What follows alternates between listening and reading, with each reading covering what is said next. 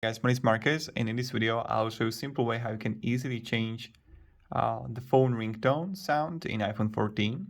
So what you want to do is pretty straightforward, and go to the settings next to the App Store. And when you're going to be in settings, I'll just click here back. You're going to have the sounds and haptics, right? So again, you want to click on it. And then you're going to have the ringtone here. And you want to click on a ringtone, and then you can simply choose from whatever ringtone you want here. And that's pretty much it how you can do it. It's nothing that difficult, and anyone can do it. So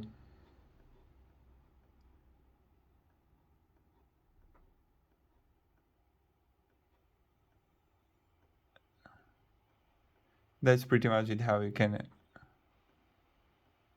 do it. So thank you very much, and have a great day, and goodbye. See ya.